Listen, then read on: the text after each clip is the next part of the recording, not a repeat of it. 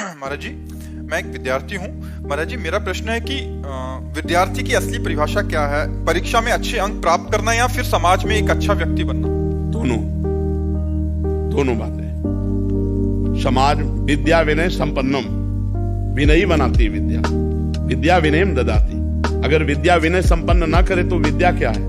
तो समाज में हमारा व्यवहार विनय पूर्वक होना चाहिए, मर्यादा पूर्वक होना चाहिए और पढ़ाई में अच्छे अंक लाना चाहिए। इसलिए हमको अध्यात्म से भी जुड़ना चाहिए, हमें सत्संग सुनना चाहिए, हमें गीता है, भागवत है, रामायण जी है, इनका थोड़ा थोड़ा अध्ययन करना चाहिए और अपनी पढ़ाई में पूरा मनोयोग देना चाहिए और अच्छे नंबर लाना चाहिए। पढ़ाई में अच्छे नंबर लाओ और समाज में अच्छा व्यवहार करो, तभी। अब ये पढ़ लिख कर डिग्री प्राप्त किए माता पिता को थप्पड़ मारते हैं, गालियां देते हैं, पढ़े हैं, ये उद्दंडता है। विद्या उद्दंडता सिखाती है कि विनय सिखाती है? विद्या विनयम ददाती। पढ़े लिखे में नम्रता होती है, सम्यता होती है, विनम्र भाषा होती है उसकी।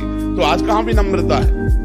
पढ़े लिखे लोग अपने मम्मी पापा से ऐसा व्यवहार करते हैं जो होना ही नहीं चाहिए। बड़ा मृदु व्यवहार होना चाहिए। वयोवृद्ध मम्मी पापा, जो दादा दादी, इनसे व्यवहार विनम्र होना चाहिए। तो हमें लगता है कि पढ़ाई में भी अच्छे नंबर लाओ और समाज में भी अच्छा व्यवहार आपका होना चाहिए, तभी आपकी पढ़ाई सफल है, तभी आपका जीवन सफल है। दिव्यांशी जी, राधे राधे महाराज जी।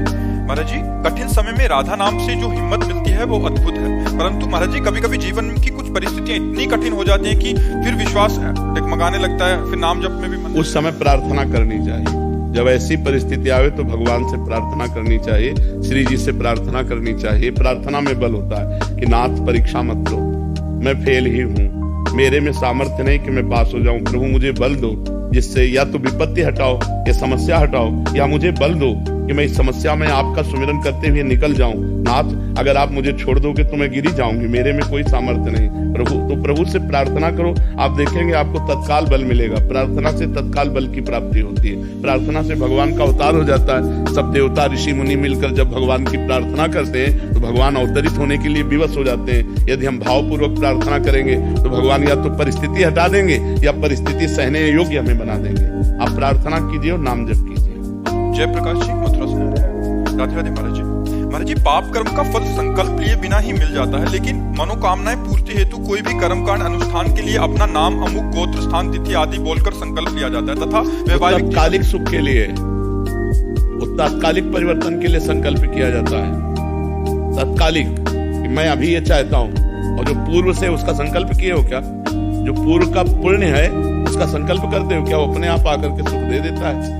जैसे पूर्व का पाप बिना संकल्प के दुख दे देता है, ऐसे पूर्व का पुण्य बिना संकल्प के सुख देता है। अभी हमें ये परिवर्तन चाहिए, अब संकल्प करो, उसका अनुष्ठान करो, और अगर उसका अनुष्ठान जोर पड़ता है तो पूर्व प्रारब्ध जो पाप है उससे जोर का अनुष्ठान हो जाएगा तो परिवर्तन हो जाएगा। नहीं खोपड़ी के बल खड़े हो जाओ तो नहीं परिवर्तन होगा। करके देख लो, हो ही जाता है क्या?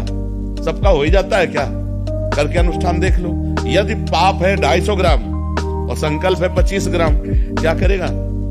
4-5 बार अनुष्ठान करवाओ और वो नष्ट हो, तब जाकर सफलता होगी। ऐसे थोड़ी सफलता हो जाएगी। नहीं, सब संकल्प करते काम बन जाए ना तुरंत।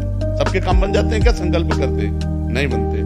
जिसका अब पाप है 25 ग्राम और संकल्प है 250 ग्राम, दबा के उसे नष्ट कर दिया, सफलता प्राप्त हो गई।